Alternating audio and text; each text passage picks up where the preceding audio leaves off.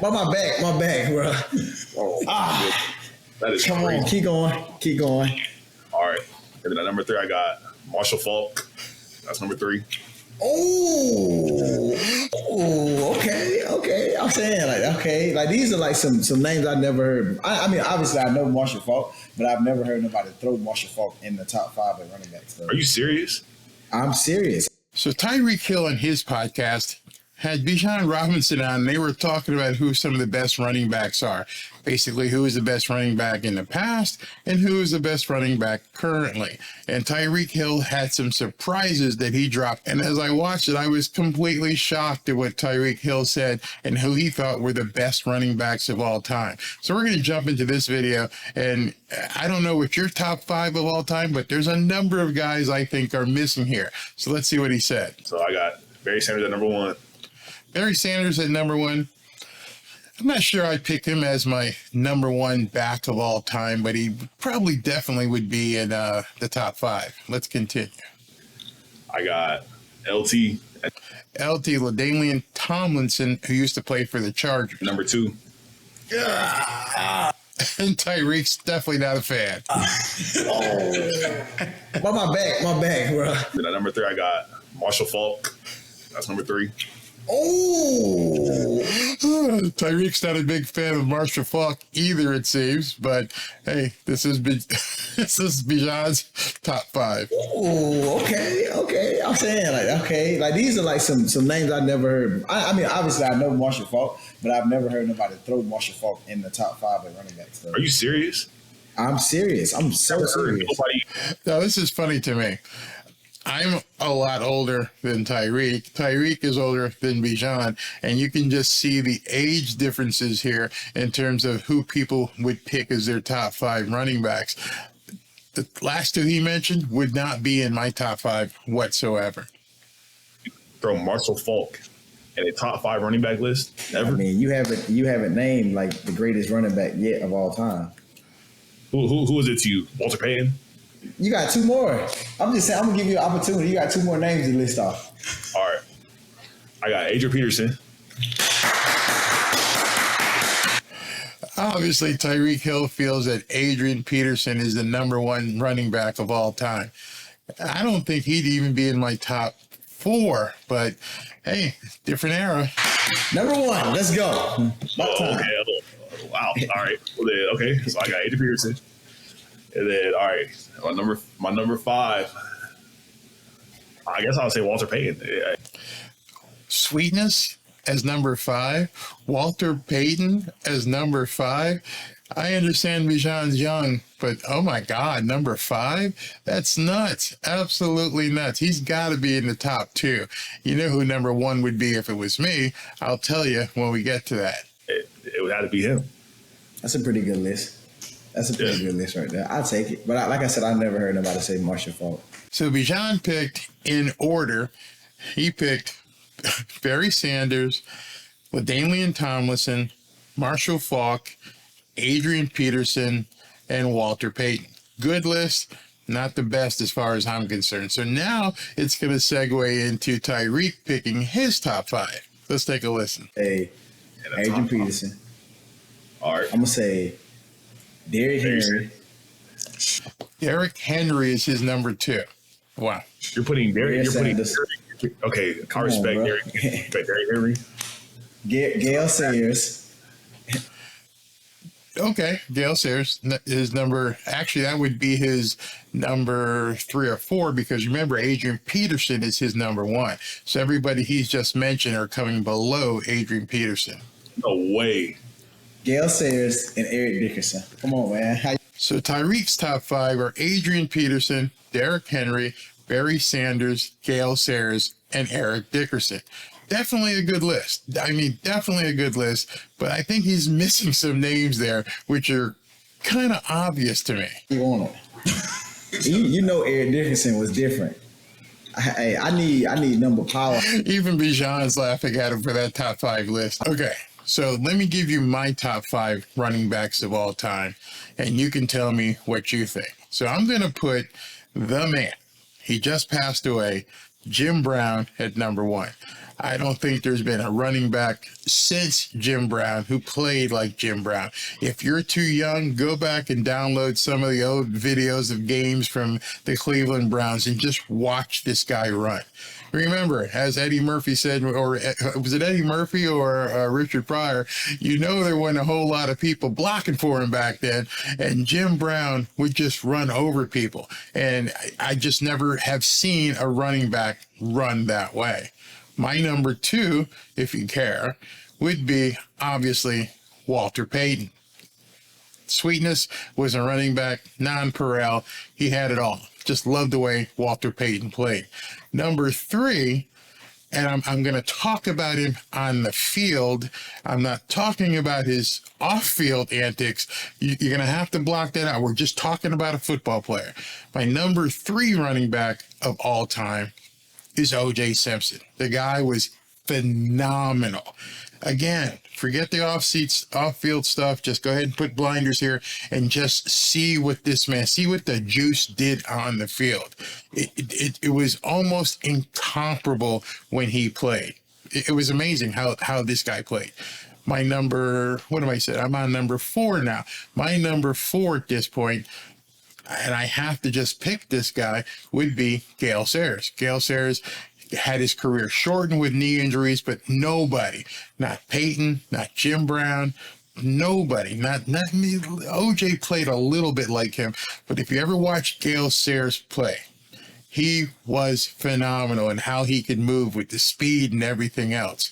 And my number 5 running back of all time, maybe it's because I just liked the bruising way that he played and how he would get those yards for you. If he needed to get 1 or 2 yards, he was going to get it.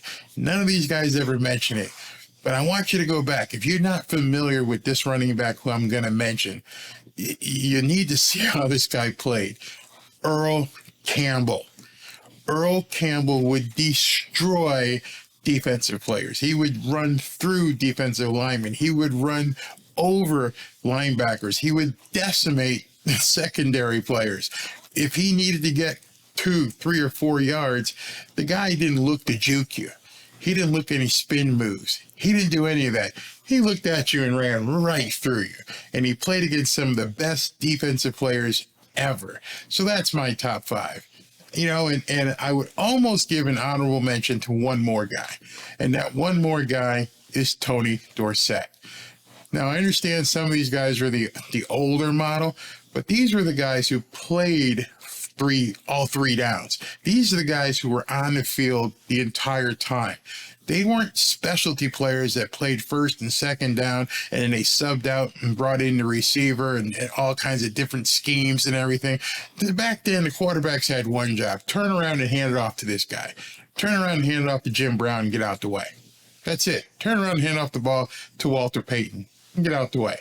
Turn around and give it to OJ and then just sit back and watch like the rest of us.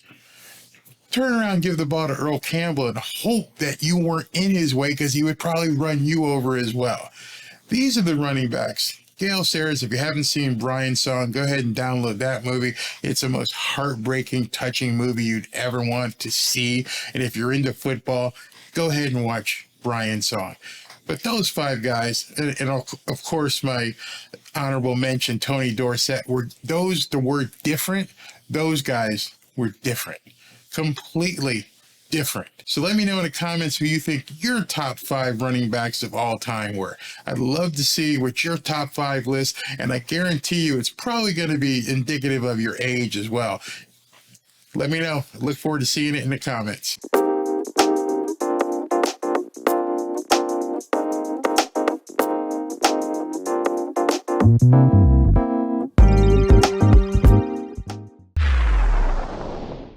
So what is going on with the tight end position with the Miami Dolphins? As you know, Mike Gesicki is getting ready for the 2023 football season up in New England with Bill Belichick. And then in the draft, the Miami Dolphins didn't seem to address the tight end position whatsoever. They had the opportunity to pick Darnell Washington from Georgia, didn't do it. They did select Elijah Higgins late in the draft, but he's not really a tight end, more of a hybrid wide receiver / tight end, so I'm not sure he's going to fill that need. And then I saw this article by Chris Perkins from the Sun Sentinel where he penned an article addressing the Miami Dolphins tight end position. We're going to take a look at that and go over some of the details in it, and maybe you and I will learn and have some edification about what's going on with the tight end position. Let's jump into that article. So here's Chris Perkins' article with the long title, "The Dolphins Don't Necessarily Want a Receiving Tight End. I Understand That Now." Well, I'm glad you understand it because I don't, and I know many other people don't either. So let's jump into some of the text in this article. So I come down here and it says, Coach Mike McDaniel said it recently, and offensive coordinator Frank Smith reiterated that the Dolphins want their tight ends to play to their strengths. Well, Mike Gesicki was a receiving tight end. His strength was receiving. Did you not want him to play to his strength? That doesn't seem to make a lot of sense to me. So further down, we say you need them to do what they already walked in the door good at. Gesicki was a receiving tight end. He walked in the door as a good receiving tight end. Or in their minds, their strengths. That was Mike Gesicki's strength. So that they can continue to develop something that is confident in their game. Does that make any sense to you? They're looking for somebody who's strong at what their strengths are. They were looking for a tight end who could play to their strengths. Mike Gesicki was a receiving tight end, so that doesn't really make any sense to me. Let me know if that makes sense to you. I mean, it says it right there. You need them to do what they already walked in the door good at, meaning they didn't want to go ahead and have to develop anybody and change the way they were playing so that they can continue to develop something that is confident in their game. Makes no sense whatsoever, a bunch of word salad to me. Let's continue. The Dolphins, by design, have a collection of inline, or rather, what's called a blocking tight end. Knowing that, it's become apparent that the Dolphins' number 3 wide receiver, the person who gets targeted after wide receivers Tyreek Hill and Jalen Waddle, won't be a tight end. Rather, it will likely be a wide receiver or running back. So it seems as though Mike McDaniel is just getting away from the San Francisco Shanahan model completely and just going with a third wide receiver or a third option for Tua Tagovailoa being another wide receiver or a running back. We'll see. Let's go down further. The Dolphins will roll with veteran Durham Smythe as their starting tight end, and he'll be backed up by 2 or 3-man group that could include Tanner Connor, Tyler Kroft, Eric Saubert, and rookie draftee Elijah Higgins and undrafted rookie Julian Hill. There's no way they keep all those players. Maybe some of them go on the practice roster, but that's probably going to get, whittled down to 2 or 3 people.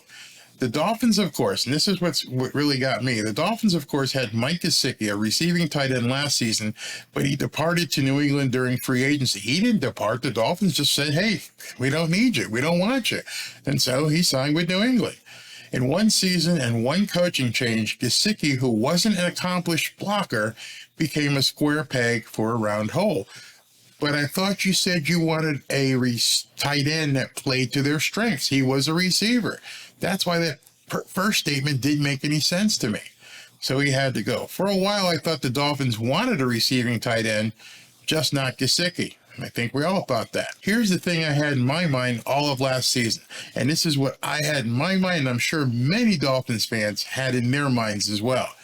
McDaniel presided over an offense in San Francisco that included all-world tight end George Kittle, an accomplished blocker, and an even better receiver.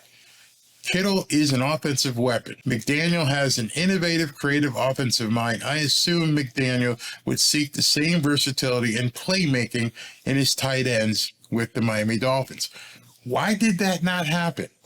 Why did he not utilize Mike Gesicki to become like a George Kittle? Why did he not go out and find a tight end that was like George Kittle? It just doesn't make any sense to me. It's something that's been bothering me since the draft, and it still hasn't been answered. Let's continue. And this is, at this point, Frank Smith talking. We're fortunate enough for our wide receiver position. We have a lot of guys there. Yeah, they sure do. So, it's using guys to their strengths, what they do well, and spring is that time where you can really work on those aspects. Now, that just doesn't make any sense to me. Well, let's just talk about it. That's a lot of word salad, a lot of stuff going back and forth, playing to strengths and all this stuff. You got rid of your tight end. One way or another, Mike Gesicki had to leave. He wasn't blocking the way you wanted him to block, but he sure could catch. He sure made a hell of a catch in the Ravens game, didn't he? Absolutely. Terrible dancing at all. He was a pass-catching tight end. I think he could have developed into something that could have been a real viable asset for Tua, especially on those third down plays when you had to have a first down and they were locking up the wide receivers late in the season. But I digress. Let's continue with this article. In other words, the wide receivers are better receivers than the tight end. True. Whose strength is blocking, so the Dolphins will play to each position's strengths. This is, again, just a bunch of word salad. Doesn't mean anything.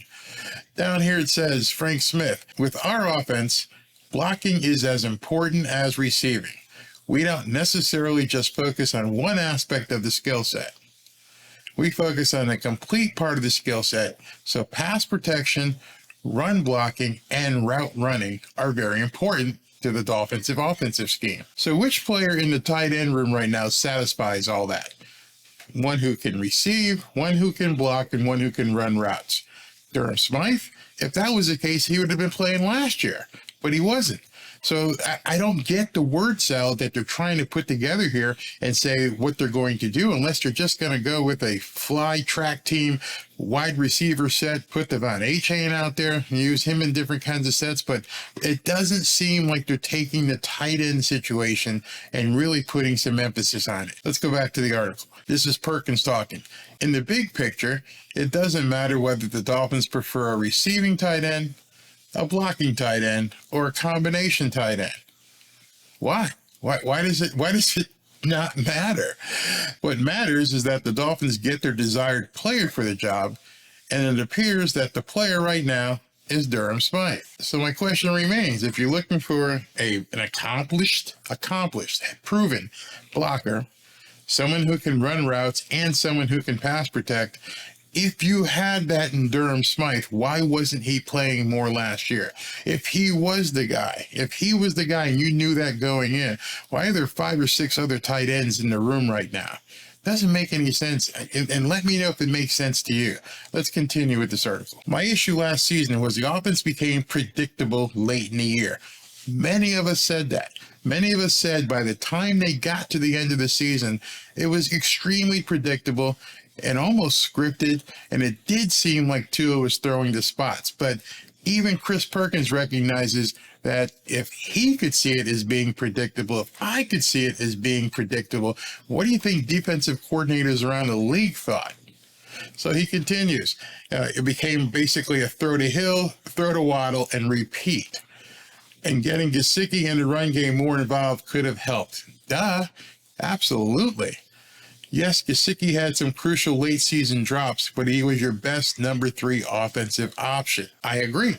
So if Gesicki was the team's best number 3 option at the end of the season and he wasn't being utilized, Durham Smythe's going to pick up that slack? I just don't see it.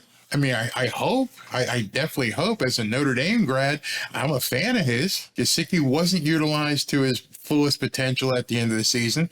It was almost like they had already phased him out and they were looking to move forward with somebody else. But he was the most viable number 3 receiver. Had some drops, but that doesn't mean that he's less of a viable tool for Tua Tagovailoa in the offense. So you've removed your best number 3 option. He's gone. And you're replacing him with Durham Smythe. So as he closes this article, it just made me again kind of chuckle and wonder what the hell's going on. The tight ends on the roster have the skill set the Dolphins desire. I understand that now. What do you understand? I don't get it. They said they want route runners. They said they want someone who could actually, protect Tua. They said they want someone who can block. And they said that they wanted an accomplished blocker. You don't have any of those right now. So we're all supposed to just nod along and say, okay, we're happy with the tight end room. Good job, Mike. Good job, Frank. Let's see what happens. I don't mean to be a Debbie Downer with this, but do you think that Durham Smythe and the other cast of characters that they brought in are going to be sufficient? Why didn't they go out and get Darnell Washington? Why didn't they get a good tight end? Why didn't they trade for a good tight end? Why didn't they sign a big tight end in free agency? I guess you could say they treated the tight end position very similar to that, how they treated the offensive line. Just didn't do anything about it. So unless Tyreek and Waddle and Chosen and some of these other guys they have out there, Easy E, are just going to just blaze the entire field and Tua's going to sit back and be able to pick defenses apart, that's what you're saying. You're saying that there wasn't a premium on the offensive line and there wasn't a premium on the tight end position, and you got Tua sitting back there looking for a viable outlet on third down and a viable offensive line to protect them, and you're going to hope that Devon A-Chain could be a decent outlet, but he's not blocking anybody. The guy's 5'8". That's not going to happen. So 5 guys plus your tight end up front, 6 guys, and it's still a question mark in June. Do you agree? You disagree? Or are you just going to say, hey, Mike McDaniel knows what he's doing? I hope he knows what he's doing, because right now, that offensive line, I understand that Butch Berry thinks that Austin Jackson and Liam...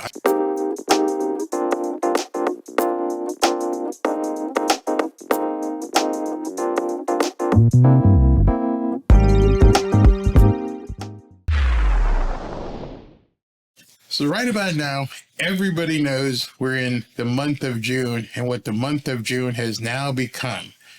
The month of June has now become Pride Month, where every June and every year we are made to be subject to a forced propaganda machine where pride is just run down our throats. Every single team posts about it. Every single team has a pride night at the stadium if you're playing in June. Every single team changes their logo and puts the pride flag, except one. And that one team is the Texas Rangers. The Texas Rangers said, hey, we tried this. It didn't work out. It pissed off our fan base. We're not going to do this stuff anymore. And they are the lone holdout. They are the lone Rangers, if you will. They're not doing it anymore. People are ticked off at them, but their fan base has supported them. And they are the only team, as far as I know, in all of sports, but definitely the only team in baseball who doesn't do Pride Month. They just play baseball. Now, that's not saying they don't support or give to, gay charities as such. They just don't bring it into the stadium and make it a event. They don't do that. I don't know why any teams do that. We don't need that. I mean, today is, as I record this video, it's Juneteenth, whatever the hell that means. I mean, some of us don't have to work, don't have to go in the office. Some of you don't have to do anything if you work for a federal office. Great, fine. Stop living in the past. But at least there's one baseball team that doesn't do Pride Month. And I'm going to show you an article about that right now. This is an article from Outkick.com. It says, Texas Rangers listen to their fans, remain the only baseball team without a Pride Night. And as it goes through here, they are quite literally the Lone Rangers. While other MLB teams drape their stadiums in the rainbow flag each June, the Rangers stuck with the one-star Texas banner. I don't have a problem with that. They are the only team in baseball that doesn't host an LGBTQ MSIIPPI Pride Night. And what I mean by that is it just seems to keep getting longer with letters and symbols every single year. Why don't they just call it Pride? Whatever. Okay. Baseball's Pride tradition began with the Chicago Cubs back in 2001. And since then, 28 other teams have followed suit. Just like dominoes, just lining up just to do Pride Month. It just drives me crazy. However, the Rangers actually attempted to host an informal Pride Night in 2003.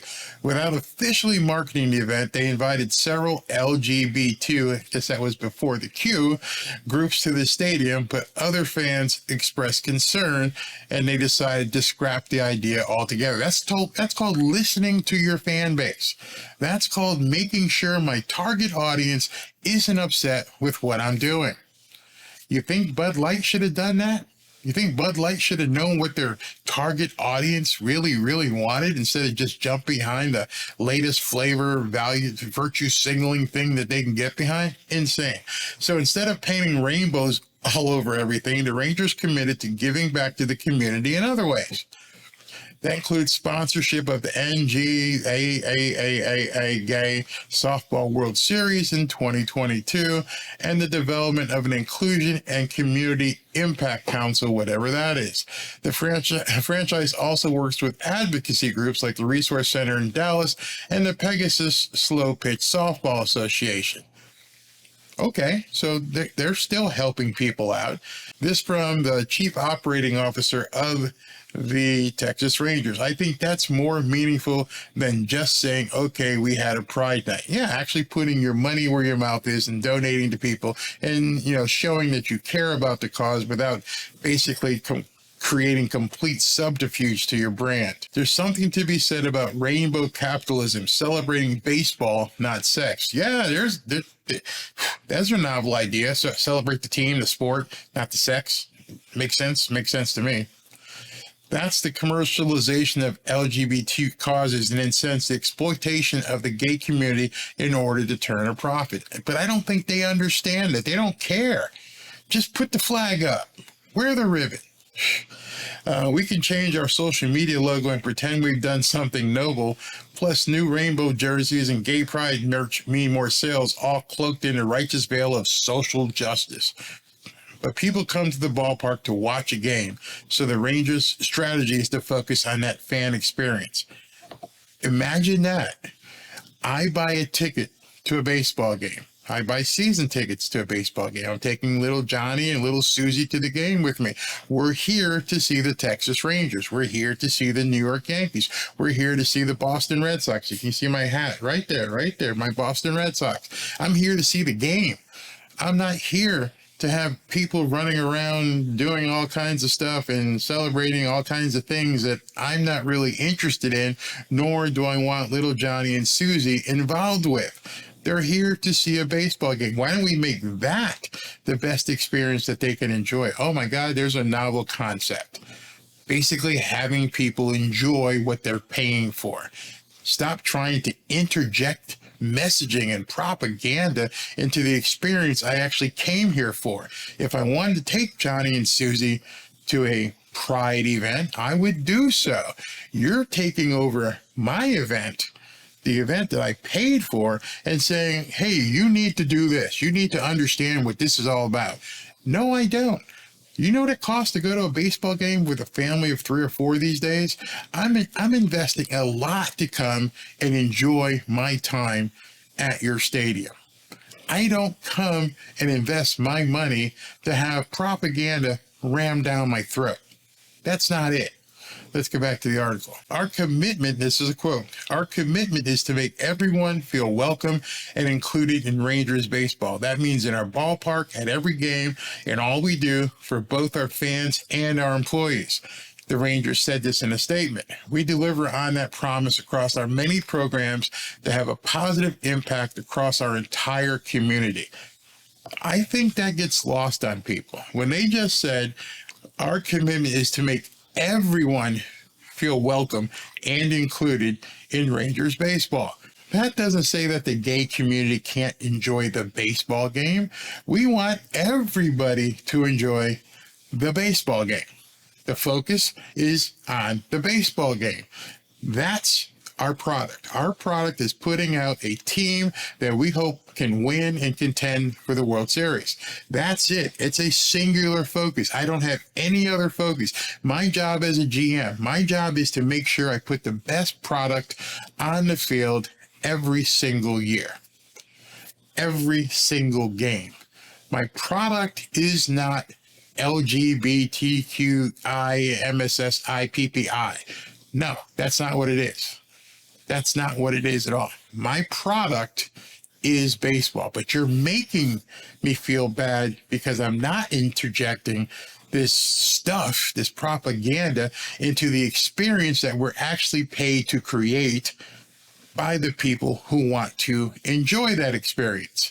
It's not a hard thing to understand, but for some reason it gets lost and it gets vilified and it says you're not inclusive when my product is completely inclusive.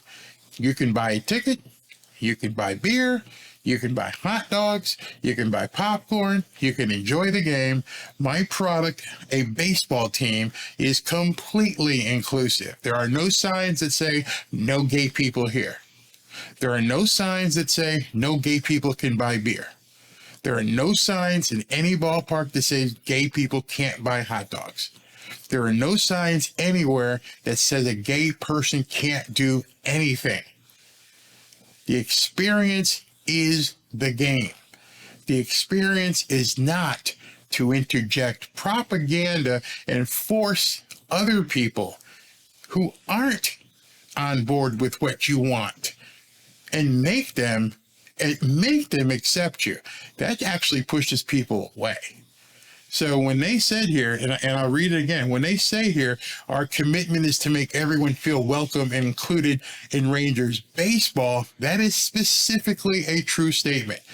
We're not here to proselytize. We're not here to, glad hand you and show you the gay lifestyle. We're not here to do any of that. We're here. My product is baseball.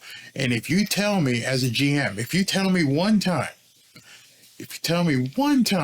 that you couldn't buy a hot dog, that you were treated unfairly, that for some reason you weren't able to buy a soda because you were gay, you couldn't buy a Coke because you were gay, you couldn't find a good parking space because you were gay, you let me know that, and I'm sure any GM would get rid of that employee right away. I want to make sure that you're included in all aspects of the baseball experience. So let's go back to this article. I love this picture. Play ball, not politics. Yeah, I mean, it used to be a situation where sports was devoid. I wouldn't even have to talk about this. We wouldn't even be discussing this stuff in sports, except major league sports teams have interjected it into sports. I had a guy comment the other day. It was pretty funny. I had a guy comment and he said, Barry, why are you talking about this stuff on a sports channel? Because now you've made it that way. Because now the politics has it basically merged with sports and all entertainment. If you don't take a stand one way or the other, you lose. Now, I understand with what I'm saying right here, it may tick some people off. Some people may not like it. I'm sorry. This is how I feel. I am talking to the audience that I want to cultivate. If this isn't what you want to hear, I'm sure there's 5,000 other YouTube channels you can go to. I want to make sure that I cultivate an audience that understands it's the field, it's the experience of watching a game that's most important. It's the experience of playing ball and not having to deal with politics. Does that make me a hater? No, not whatsoever. I don't care what you do. I don't care what you do in your bedroom, except if it involves little kids. Other than that, have at it. Come to the game, dress however you want to dress. Come to the game, flaunt whatever you want to flaunt. Leave my kids alone and leave my game alone. That's all I ask. Is that too much? Come to the game, enjoy the game, understand the experience, and the focus is on the field, not on you. So here it says, we saw what happened when the Los Angeles Dodgers hosted the Sisters of Perpetual Indulgence, an outlandish drag nun group that mocks Catholicism.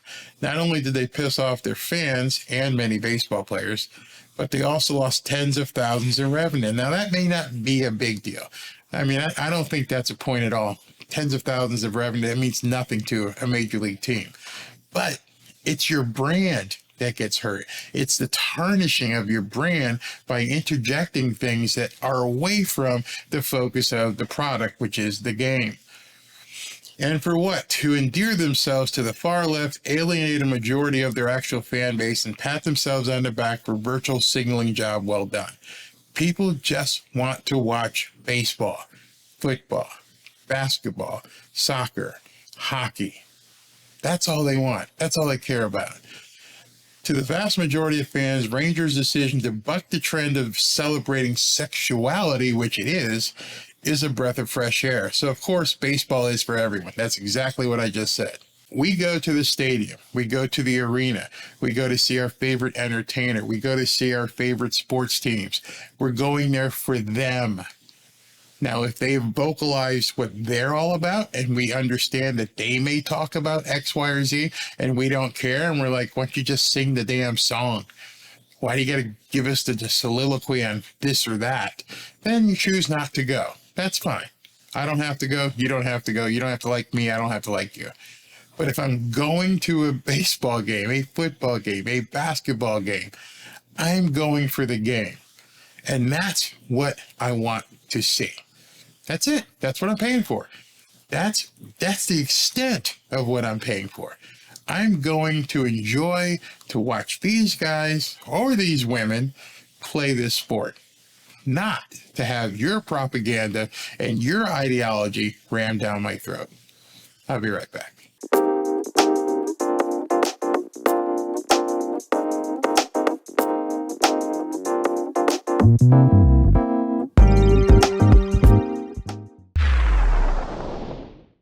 When I relaunched this channel, because I used to have just exclusively real estate information here, when I decided I was going to go into a sports channel, I wanted to go into basically an anti-woke type thing.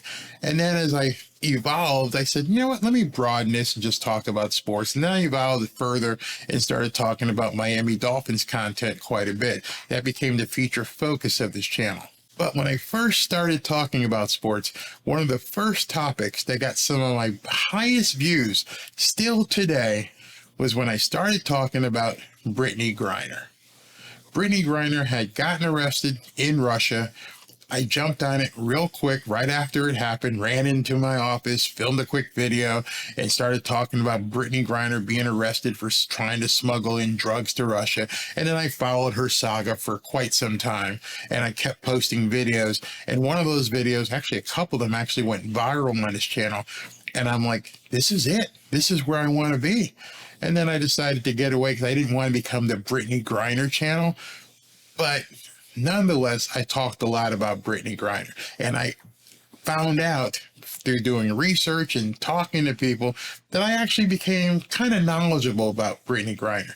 And I'm not going to go into any of the conspiracy theories about her sexuality and her gender and things of that nature. I just stayed with the point of her smuggling drugs, getting arrested, and being incarcerated in Russia. But now there's another controversy brewing. And that controversy involves Alex Stein, I believe that's his name, who went out and basically heckled her in an airport. And people have taken the word heckling and turned it into harassment. That's insane. He didn't get anywhere near her. He was holding up his phone, taking camera shots. I mean, basically, he was walking through the airport doing selfies with her, 5, 6, 7, 10 feet in the background. And he was, just making statements. Some of them might have been a little bit crude, but he wasn't harassing her.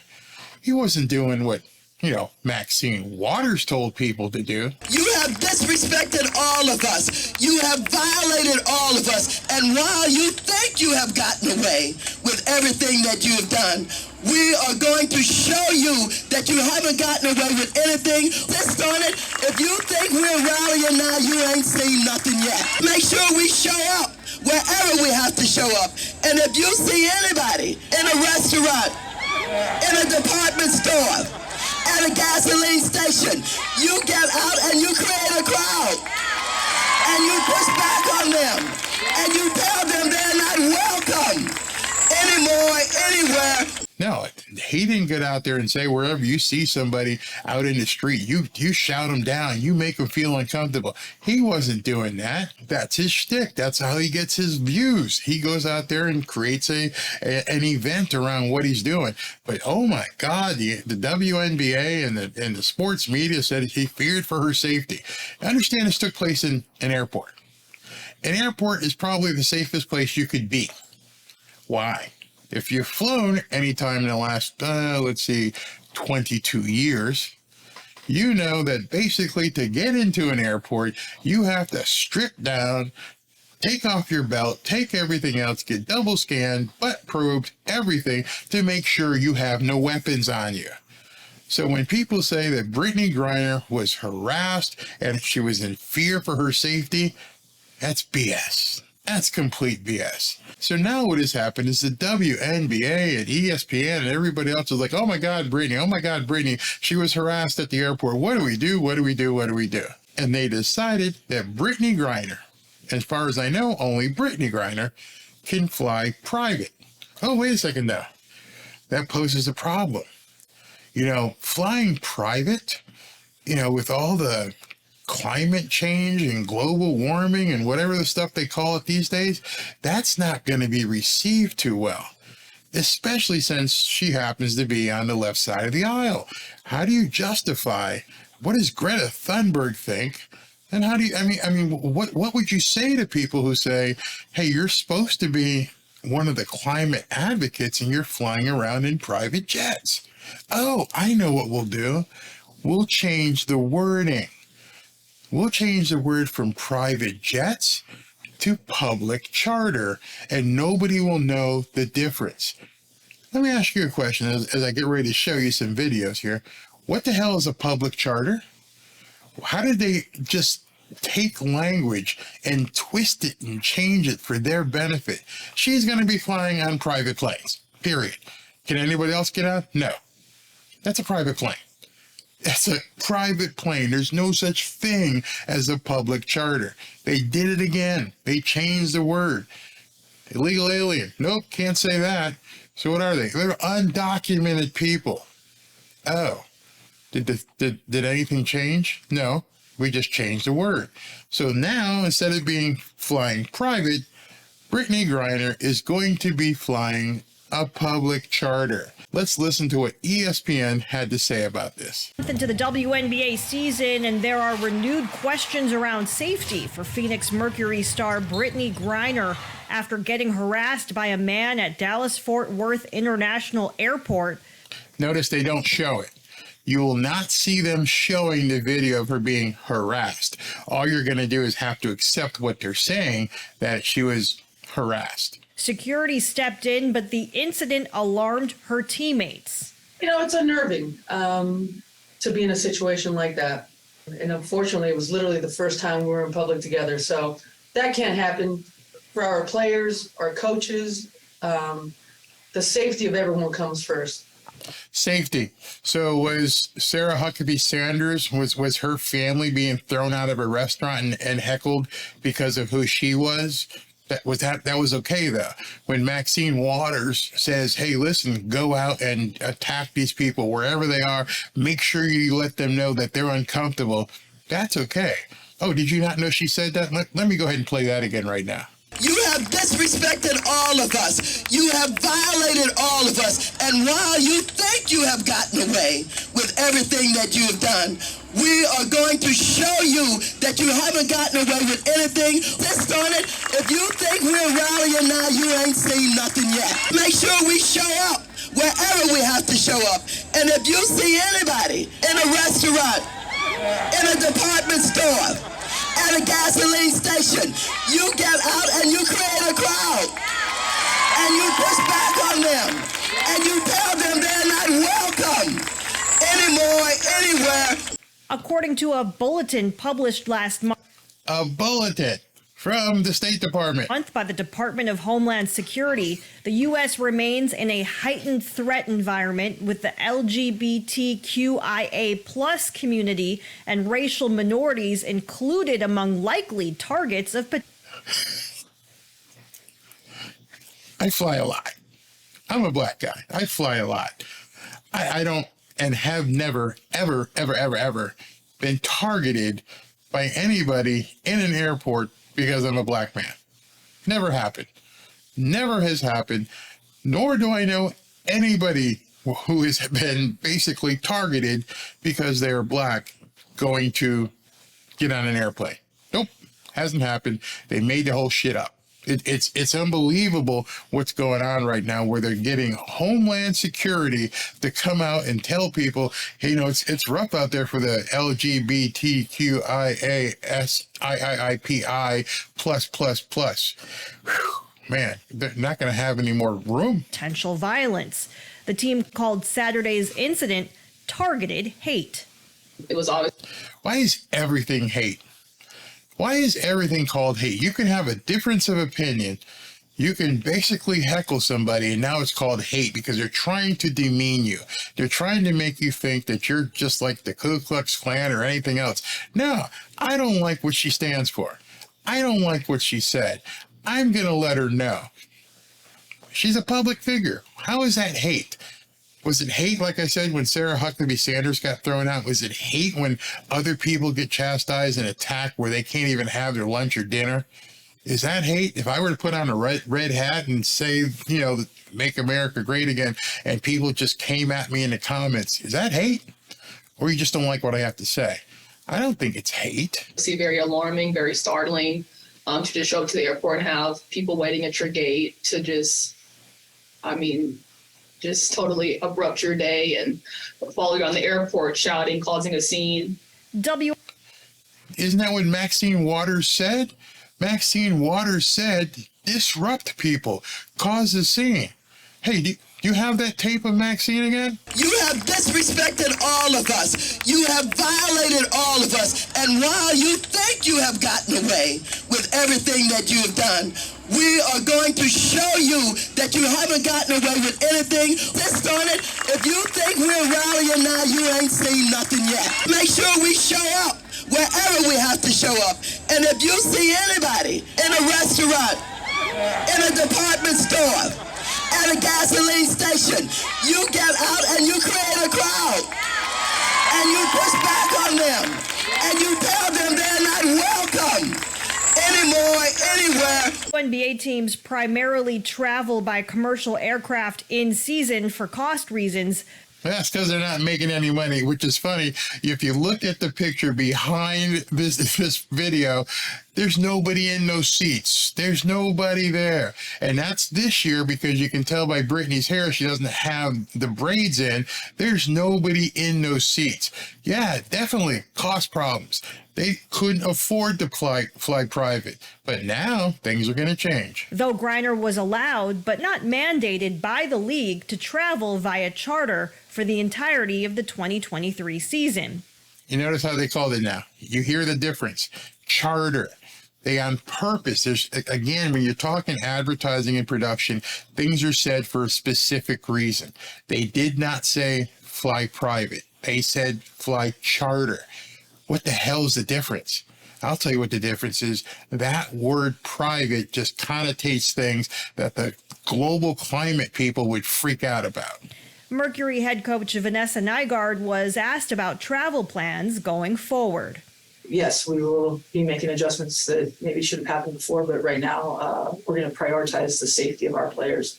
And if her being home makes some people mad, I think that obviously says more about them than it does about her.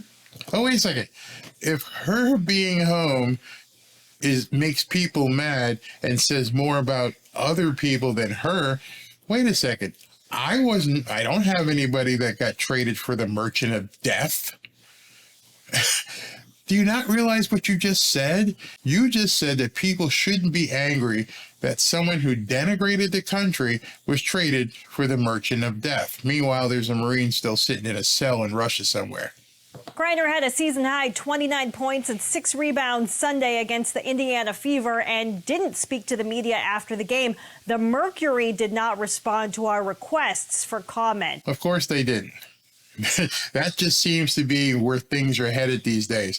I'm going to throw out some stuff. I'm going to spew out some venom, some propaganda. And then if you ask me questions, we're just going to go ahead and hide. We don't really want to deal with this stuff. Because my first question is, hey, could you tell me what the difference is between private travel and public charter are? I'm having a different, problem correlating how you can fly private, but I've never heard of a public charter. What's the difference?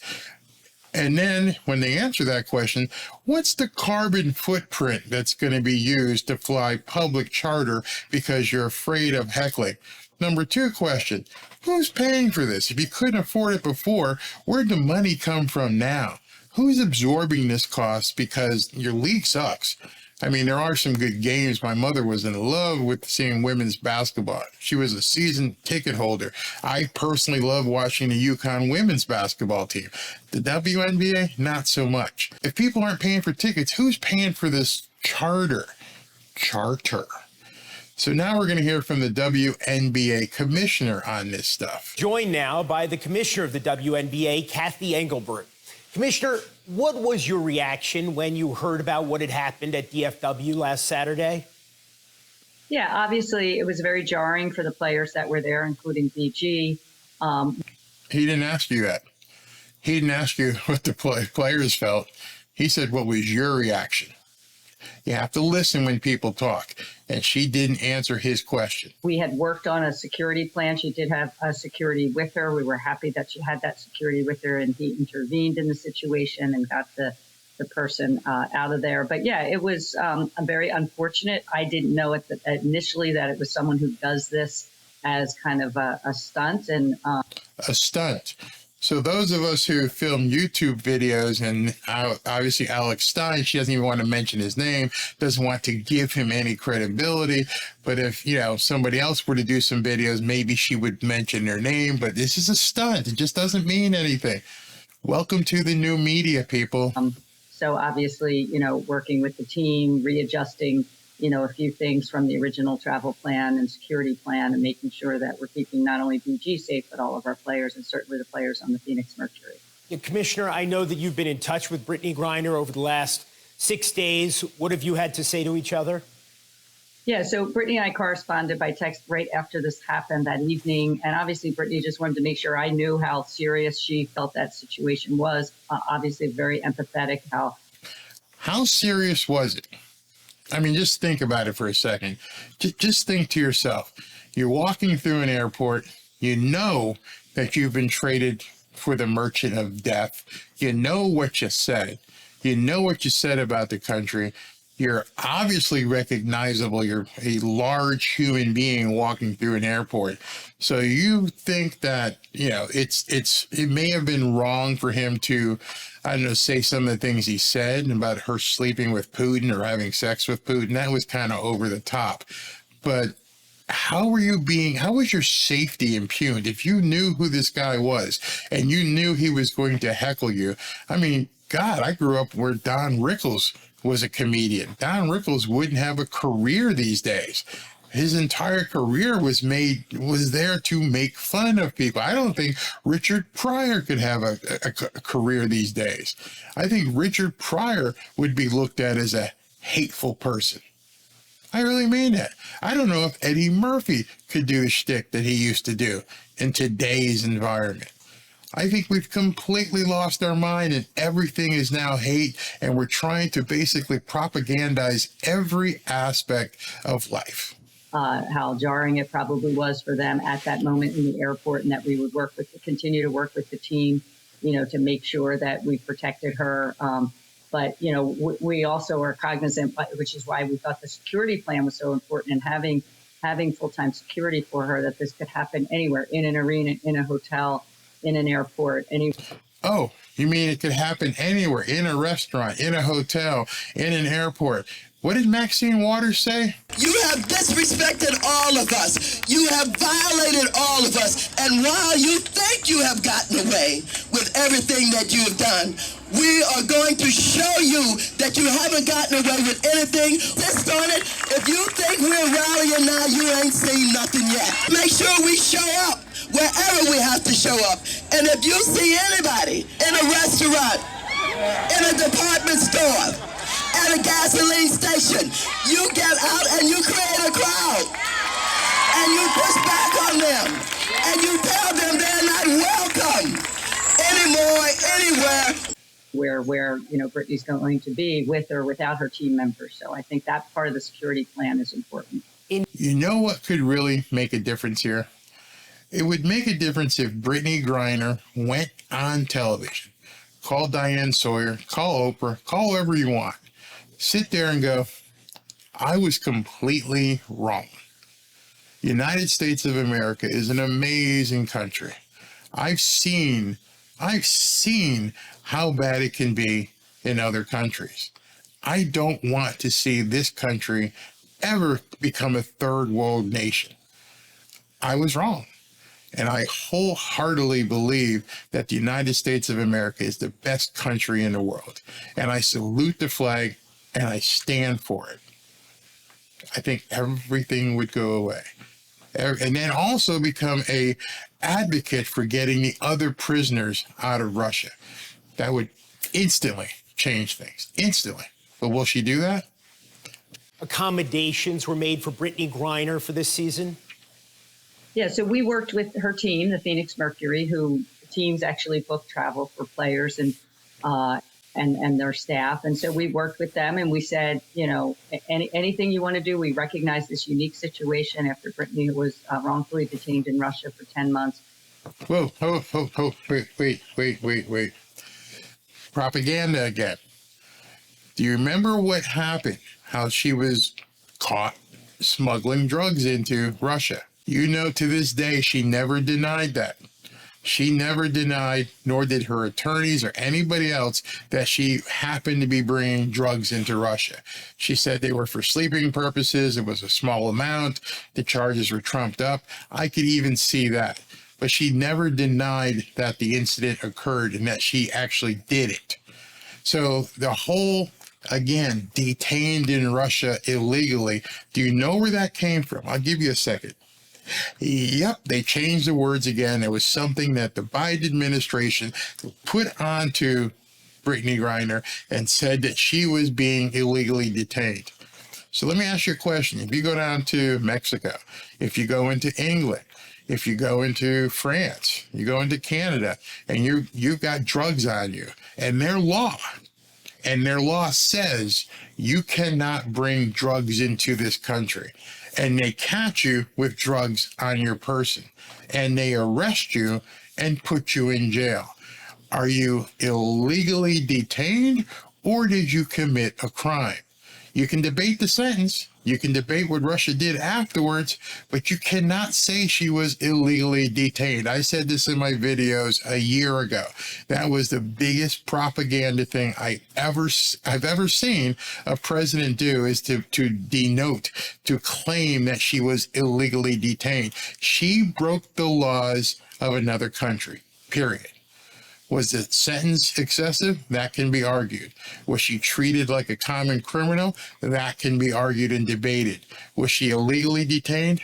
Not at all. Not at all. And that was another incident like the public charter that they completely put another spin on it so that people like this woman can say she was illegally detained when she wasn't.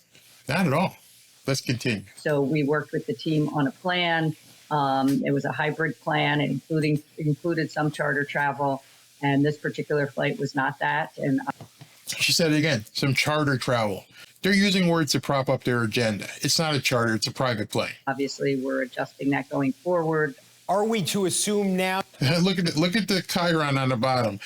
The WNBA will allow teams to use public charter service for select flights. What in the hell is public charter? It doesn't exist. It's a private plane. It's a private charter. It is a private transportation mode. And they're saying public charter. That, my friends, is BS. That Brittney Griner will only be traveling by charter for the rest of the season? Right. Again, I would say she's going to have full-time security. She's going to be flying as much as we can keep her out of the public eye in an airport. Now, again, as I said, Jeremy, she could also be, going, out in the public eye in other ways. So that's why the full-time security plan. Oh, she could be going out to a restaurant. She could be going to a store or a gas station.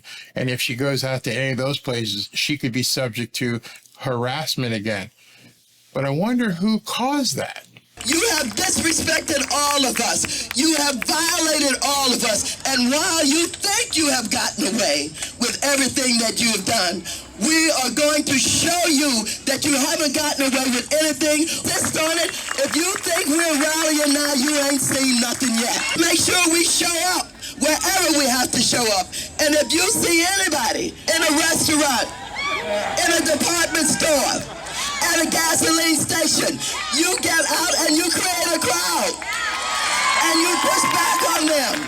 And you tell them they're not welcome anymore, anywhere. With her is important, but we recognize the unique situation, and we've given Phoenix some flexibility from that perspective. Commissioner Engelbert, thank you for joining us. Thank you, Jeremy. So I hope you see what they've done here. They've taken a woman who broke the law in another country, and they want to make it that she is beyond reproach, that you can't discuss anything about her, otherwise it's harassment and hate when it's not true. I don't understand why they're taking these words like public charter and changing the entire way that people look upon them. Why not just say private plane? I don't care if she flies private. Do you care if she flies private? I don't care about the carbon footprint. I'm not a nut. You're catering to the nuts. You're saying public charter. You're saying harassed. She was walking through an airport, which is one of the most secure places in the country, an American airport, Dallas-Fort Worth. I've been in that airport. I know what you have to do. You've all flown. You know what you have to do to get into an airport. Nobody is in danger walking through the airport. He made no gestures towards her. He didn't take a step in her direction. And you know how I know that's true? Because nothing, and I'm sure they contacted the Dallas police. I'm sure they contacted airport security, and they're like, hey, what did he do? Well, he was holding up a video and he was saying some stuff we didn't like. Did he advance towards her? No. Did he touch her? No. Did he give any racial epithets? No. Did he call her a gay or anything? Nope. So we can check off hate crime. So what did he do? Well, he held up a camera and he was making a video and saying things into the lens while she was behind him. I'm sorry, Miss WNBA, that's not a crime. This is America. I can talk. I can hold up my phone and say, hey, look at Brittney Griner. Brittney Griner's back there in the background, and she's a person who hates America, and she was locked up in Russia. I'm not even looking at her. I'm not accosting her. I'm not harassing her. I'm talking to a camera. I'm not even making any contact with her. He wasn't charged. Wasn't brought in for questioning. Nothing. And ESPN and the media and Twitter and everybody else talked about this like this guy had committed a crime. Nope, none whatsoever. The police never launched an investigation. I'm sure they contacted the state police. I'm sure they contacted the governor's office. I'm sure they contacted everybody. And they're like, well, he didn't do anything, man. He was walking through an airport taking a selfie video and uttering stuff about the person behind him. That's not harassment. But in today's day and age, if you don't play along, you are considered a hate monger. Hope you enjoyed this show. Talk to you next time. But this stuff's got to stop. Hey, Maxine, what should we be doing if we see people we don't like? You have disrespected all of us. You have violated all of us. And while you think you have gotten away with everything that you have done, we are going to show you that you haven't gotten away with anything. Just on it. If you think we're rallying now, you ain't seen nothing yet. Make sure we show up wherever we have to show up. And if you see anybody in a restaurant, in a department store, at a gasoline station, you get out and you create a crowd. And you push back on them. And you tell them they're not welcome anymore, anywhere.